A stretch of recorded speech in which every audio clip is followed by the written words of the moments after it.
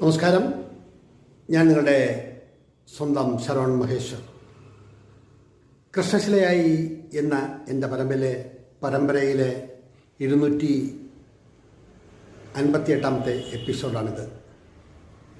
ഇന്ന് ഞാൻ നിങ്ങളോട് പറയുന്നത് ലോകപ്രശസ്തമായ സൂര്യ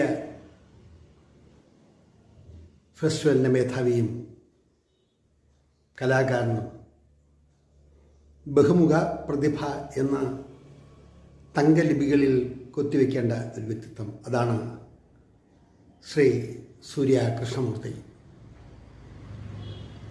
36-37 വർഷത്തെ പരിചയം. സൂര്യയുടെ ഫെസ്റ്റിവലിലെ നിരന്തരമായി അദ്ദേഹം ഓർഗനൈസ് ചെയ്യുന്ന പ്രോഗ്രാമുകളിൽ പങ്കെടുക്കാനും ഒരുപാട് കലാകാരന്മാരുമായി സംസാരിക്കാനും ഒരുപാട് കലാകാരന്മാരെ എനിക്ക് പരിചയപ്പെടുത്തി തരാനും എൻ്റെ എഴുത്തിനെ വളരെയധികം പ്രോത്സാഹിപ്പിക്കുകയും ഞാനൊരു വലിയ എഴുത്തുകാരനാവണം എന്ന് ഹൃദയം കൊണ്ട് ആഗ്രഹിച്ച വ്യക്തി. എൻ്റെ 48 ഉദയവും 47 അസ്തമയവും എന്ന നോവലും മറ്റും കലാകൗമുദിയിൽ തുടർച്ചയായി പബ്ലിഷ് ചെയ്യാൻ വേണ്ടി അദ്ദേഹം എനിക്ക് എഴുതുന്ന കത്തും അതിൽ വേണ്ടപ്പെട്ടവരെ കണ്ട് സംസാരിച്ചതുമെല്ലാം ഓർമ്മയിൽ തെളിയുന്നു. വിശിഷ്യ പഴയ കാലത്തൊരു സൈക്കിൾ ചവിട്ടി അദ്ദേഹത്തിൻ്റെ വീട്ടിൽ ചെല്ലുമ്പോൾ അവിടെ വച്ച് വിശ്വപ്രസിദ്ധനായ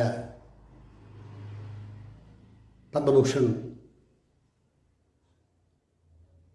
കമലഹാസനെ പരിചയപ്പെടുകയും മണിക്കൂറുകളോളം അദ്ദേഹവുമായി അവിടെ വെച്ച് സംസാരിക്കുകയും ചെയ്തു. നിരവധി ഓർമ്മകളാണ്. ധാരാളം അവാർഡുകളെല്ലാം വാരിക്കൂട്ടിയ ഒരു നല്ല വ്യക്തി. പരിചയപ്പെട്ട നാൾ മുതൽ ഇന്ന് വരെയും ഇത് നിങ്ങളോട് പറയുമ്പോഴും ഞാൻ അദ്ദേഹത്തെ കൃഷ്ണേട്ട എന്നാണ് വിളിച്ചിട്ടുള്ളത്. ആ വിളിയിൽ മാറ്റമൊന്നും വന്നിട്ടില്ല. അതുപോലെ ഈ 35 വർഷങ്ങൾക്ക് ശേഷവും അദ്ദേഹത്തിൻ്റെ പെരുമാറ്റത്തിനും യാതൊരു മാറ്റവും വന്നിട്ടില്ല എന്നത് വളരെ സന്തോഷം പകരുന്ന ഒന്നാണ്. കാലം എത്രയോ കഴിഞ്ഞു. ലോകോത്തരമായ സൂര്യയുടെ വളർച്ചയും അതിൻ്റെ ഓർഗനൈസേഷൻ പവറും എല്ലാം അത് പറഞ്ഞാലും തീരെ ഒരു 4 വോള്യത്തിൻ്റെ ഒരു പുസ്തകം തന്നെ എഴുതണം. മാറ്റങ്ങളൊന്നുമില്ലാത്ത, മറ്റുള്ളവരെ മനസ്സിലാക്കാൻ കഴിയുന്ന, മറ്റുള്ളവർ വളർന്നു കാണണമെന്ന് ആഗ്രഹിക്കുന്ന ഒരു വലിയ